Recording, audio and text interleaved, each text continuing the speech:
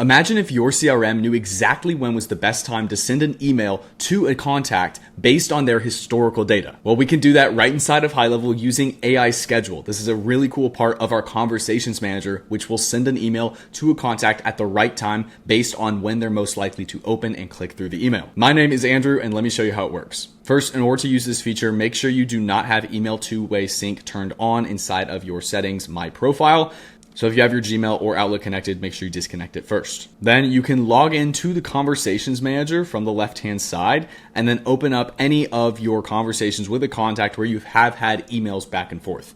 You'll then be able to write your email per usual. You can include your subject line, your body, and then at the bottom right-hand side, if you click Send Options, you'll see AI Schedule. So we can click this and then we'll see right here our AI Send Time Optimization, which will automatically deliver the email when the recipient is most likely to engage. Now, the only thing to configure is our optimization window. So we can click edit here and then we'll see our optimization window, which is just the amount of time it's going to potentially wait to send our email. So if we click 24 hours, then it will absolutely send the email within the next 24 hours. If we click 48, then it'll be 48, and 72 is 72.